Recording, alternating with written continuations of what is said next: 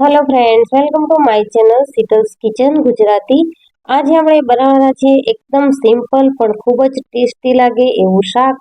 તો મિત્રો આજે આપણે બનાવીશું ડુંગળી બટેટાનું શાક, જે નોર્મલી આપણે રસ રોટલી બનાવતા હોઈએ છીએ ત્યારે બનાવીએ છીએ। તો અત્યારે કેરીની સિઝન ચાલી રહી છે અને બધાના જ ઘરમાં રસ બનતો હોય છે, ત્યારે સાથે આવી કંઈક ચટપટી સબ્જી જોઈએ તો જોઈએ જ। તો હું તમારી સાથે શેર કરીશ આજે ડુંગળી બટાટાનું ચટપટું એવું શાક। તો મિત્રો રેસીપી શરૂ કરીશું। ડુંગળી બટેટાનું શાક બનાવવા માટે અહીંયા મેં 2 મીડિયમ સાઇઝની ડુંગળી અને 2 મીડિયમ સાઇઝના બટેટાને આ રીતે લાંબી સ્લાઇસમાં કટ કરી લીધા છે। ડુંગળી અને બટેટા આપણે બંને સેમ સાઇઝમાં કટ કરીશું અને ત્યારબાદ શાકને આપણે વઘારવા માટે કઢાઈમાં 2 થી 3 ચમચી જેટલું તેલ લીધું છે। ડુંગળી બટેટાનું શાક છે તે આપણે કોરું બનાવતા હોઈએ છીએ, એટલે તેમાં તેલનું પ્રમાણ છે તે થોડું વધારે પડતું હોય છે। તેલ ગરમ થઈ ગયા પછી આપણે તેમાં અડધી ચમચી રાઈ, અડધી ચમચી જીરું, અડધી ચમચી હળદર પાવડર અને અડધી ચમચી જેટલો લાલ મરચું પાવડર ઉમેરી લઈશું। વઘારને સારી રીતે સાતળી લીધા બાદ આપણે જે ડુંગળી કટ કરીને રાખી છે તે ઉમેરી લેવાની છે અને ડુંગળીને પણ 1 થી 2 મિનિટ જેવું સારી રીતે સાતળી લેવાનું છે। તો અહીંયા તમે જોઈ શકો છો કે જેમ જેમ ડુંગળી સતળાતી જાય છે તેમ તેમ ડુંગળી છૂટી પડી જાય છે। તો એ રીતે બધી જ ડુંગળી સારી રીતે છૂટી પડી જાય ત્યારબાદ આપણે જે બટેટા સ્લાઇસમાં કટ કરીને રાખ્યા છે તે ઉમેરી દઈશું અને સાથે જ સ્વાદ પ્રમાણે મીઠું ઉમેરી દઈશું। મીઠું ઉમેરવાથી ડુંગળી અને બટેટાની જે બફાવાની પ્રોસેસ છે તે સ્ટાર્ટ થઈ જશે અને સબ્જી આપણી છે તે ચડવા લાગશે। આ રીતે ડુંગળી અને બટેટાને આપણે સરસ એવા મિક્સ કરી દઈશું અને બધી જ વસ્તુ મિક્સ થઈ જાય એટલે આપણે સબ્જી છે તેને કવર કરીને 5 મિનિટ જેવું સ્લો ગેસની ફ્લેમ ઉપર થવા દેવાનું છે।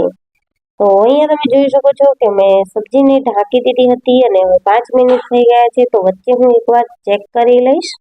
તો આ રીતે આપણે વચ્ચે વચ્ચે તેને 1 થી 2 વાર ફેરવવાનું છે અને બટેટાને આપણે ચેક કરીશું કે ચડી ગયું છે શાક કે કાચું છે, કારણ કે ડુંગળી છે એ ફટાફટ ચડી જતી હોય છે, એટલે આપણે ચેક કરતી વખતે બટેટાને જ ચેક કરવાનું છે। કાચું હતું બટેટું તો ફરીથી મેં 2 મિનિટ જેવું ઢાંક્યું હતું અને હવે આપણે ચેક કરીશું ફરીથી। તો ખાસ ધ્યાન રાખવાનું મિત્રો કે જ્યારે આપણે કોઈ પણ શાકમાં બટેટા એડ કર્યા હોય તો શાક ચડ્યું છે કે કાચું છે એના માટે આપણે બટેટાને જ ચેક કરવાનું છે। તો અહીંયા મેં બટેટાને ચેક કર્યું તો બટેટું છે તે બફાઈ ગયું છે, એટલે આપણું શાક છે તે સારી રીતે ચડી ગયું છે। હવે 1 ચમચી જેટલો ધાણા જીરું પાવડર સાથે જ 1 ચમચી જેટલો આપણે અહીંયા ગોળ ઉમેરીશું। ડુંગળી બટેટાનું શાક છે તે થોડું ગળ્યું અને ખાટા મીઠા જેવું હોય તો જ સારું લાગે છે, એટલા માટે અહીંયા મેં 1 ચમચી જેટલો ગોળ ઉમેર્યો છે। બધી જ વસ્તુને મિક્સ કરી અને 1 મિનિટ જેવું આપણે કવર કરી લીધું હતું। તો અહીંયા તમે જોઈ શકો છો કે ગોળ ઓગળ્યા પછી શાકનો કલર છે તે ખૂબ જ સરસ એવો આવી ગયો છે અને તૈયાર છે આપણું ડુંગળી બટેટાનું ચટપટું ખાટું મીઠું એવું શાક। તો મિત્રો આ શાક છે તે પર્સનલી મને તો ખૂબ જ ભાવે છે અને જ્યારે પણ હું રસ રોટલી કરતી હોઉં છું તો સાથે ઓપ્શનમાં આ શાક પણ બનાવતી જ હોઉં છું। તો આ ડુંગળી બટેટાના શાકની રેસીપી તમને કેવી લાગી તે મને કમેન્ટ સેક્શનમાં જરૂરથી જણાવજો અને જો રેસીપી વિડીયો ગમ્યો હોય તો વિડીયોને લાઈક કરજો, તમારા ફ્રેન્ડ્સ અને ફેમિલીમાં શેર કરજો અને ચેનલ પર નવા આવ્યા હો તો ચેનલને સબસ્ક્રાઈબ કરવાનું ના ભૂલશો। શાકને આપણે સર્વિંગ બાઉલમાં લઈ લઈશું અને ગરમા ગરમ સર્વ કરીશું।